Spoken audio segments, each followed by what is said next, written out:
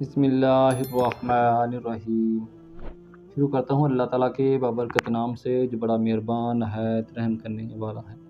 طلع voice official کے ناظرین السلام علیکم ورحمۃ اللہ وبرکاتہ۔ حضور سیدنا غوث اعظم شیخ عبد القادر جیلانی رحمۃ اللہ علیہ فرماتے ہیں کہ اے سالک، تو راہ سلوک میں جس حالت میں ہو تو اس کی سوا کسی دوسری حالت کے متعلق نہ سوچ، کیونکہ درویش پر لازم ہے کہ رضا بالقضاء کے مقام میں جب داخل ہو تو ہر حال میں راضی رہے، ورنہ مال کی حقیقی کی نظر سے گر جائے گا۔ اے سالک، جب تو منزل مقصود پر پہنچ جائے، یعنی جب تجھے وصال الہی اور مشاہدہ الہی کی دولت نصیب ہو جائے گی، تو پھر اولیاء اللہ کی فہرست میں داخل ہو جائے گا۔ پھر سالک کو کسی منصب پر مامور کیا جائے گا، اس وقت اس پر لازم ہوگا کہ وہ اپنے منصب کے تمام فرائض و حقوق احسن طریقے سے پورا کرے اور اپنے اس منصب سے اعلیٰ منصب کی تمنا ہرگز نہ کرے، اور یہی آداب ولایت ہے۔ حضور سیدنا غوث اعظم شیخ عبد القادر جیلانی رحمۃ اللہ علیہ فرماتے ہیں کہ اے سالک، تمام بھلائیاں اسی میں پوشیدہ ہیں کہ تو اپنے حال کی حفاظت کرے اور اسی پر راضی رہے، اور اس کے سوا کسی اور حال کی طرف التفات نہ کرے، کیونکہ وہ دوسرا حال جس کی طرف تیری توجہ ہے 3 صورتوں سے خالی نہیں ہے۔ اول، وہ حال تیری قسمت میں ہوگا، دوم، وہ حال تیرے غیر کی قسمت کا ہوگا، اور سوم، وہ حال کسی کی قسمت کا نہ ہوگا بلکہ اللہ عز و جل نے اسے بندوں کی آزمائش کے لیے پیدا کیا ہوگا۔ حضور سیدنا غوث اعظم شیخ عبد القادر جیلانی رحمۃ اللہ علیہ فرماتے ہیں کہ ولی اللہ مجاہدے کے دوران کئی حالتوں سے گزرتا ہے اور ایک حال سے دوسرے حال کی جانب منتقل کیا جاتا ہے۔ ابتدا میں صالح خلوت اختیار کرتا ہے، ذکر، فکر، نفس کے ساتھ مجاہدہ اختیار کرتا ہے، دن رات مال کے حقیقی محبوب حقیقی کے فراق میں آنسو بہاتا ہے، یہاں تک کہ اس کے دل کا تمام میل صاف ہو جاتا ہے اور وہ توحید میں کامل اور راسخ ہو جاتا ہے۔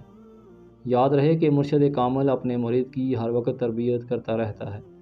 یہاں تک کہ اسے حضور سیدنا غوث اعظم شیخ عبد القادر جیلانی رحمۃ اللہ علیہ کی بارگاہ اقدس کا قرب حاصل ہوتا ہے۔ مرید جوں جوں ترقی کی منازل طے کرتا جاتا ہے، وہ اتنا ہی اپنے شیخ کامل کی بارگاہ میں مقرب ہوتا جاتا ہے اور زیادہ سے زیادہ مناصب کا حقدار ٹھہرتا ہے۔ حضور سیدنا غوث اعظم شیخ عبد القادر جیلانی رحمۃ اللہ علیہ فرماتے ہیں کہ سالک کو اپنے احوال کو پوشیدہ رکھنا چاہیے، کیونکہ یہ احوال اللہ عز و جل کی امانت ہیں اور اس کی امانت میں خیانت نہیں کرنی چاہیے۔ سالک میں جس قدر باطنی راز کو پوشیدہ رکھنے کی صلاحیت ہوگی، اسی قدر وہ ترقی کرے گا۔ جب حضور نبی کریم صلی اللہ علیہ وآلہ وسلم ایک حالت کو پہنچتے تو اس حالت پر ٹھہر جاتے۔ اللہ عز و جل جب اس حالت کو بدل کر آپ صلی اللہ علیہ وسلم کو دوسری حالت عطا فرماتا تو آپ صلی اللہ علیہ وسلم اس دوسری حالت پر خوش ہو کر رک جاتے۔ چنانچہ دوسری حالت پہلی حالت سے زیادہ فضیلت والی ہوتی اور تمام کمالات کے جامع و منبع آپ صلی اللہ علیہ وسلم کی ذات و برکات ہے، اس لیے آپ صلی اللہ علیہ وسلم ہی اصل ہیں۔ حضور سیدنا غوث اعظم شیخ عبد القادر جیلانی رحمۃ اللہ علیہ کا فرمان علی شان ہے